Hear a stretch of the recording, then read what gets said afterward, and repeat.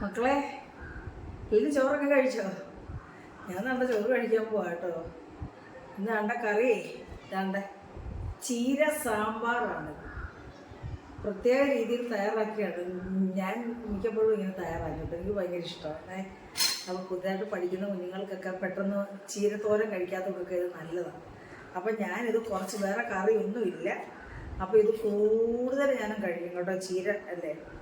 അപ്പം പിന്നെ ഇതിലേക്ക് ഞാൻ നല്ല മത്തി, ചെറിയ മത്തി നമ്മൾ തേങ്ങ അരത്തിൻ്റെ ഹോട്ടൽ കറി വെക്കുന്ന പോലെ കറി വെച്ചതാണ്.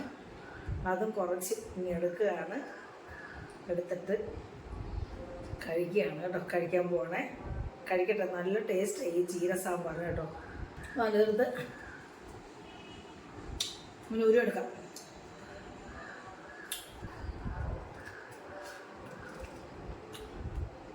നല്ല ടേസ്റ്റാണ്.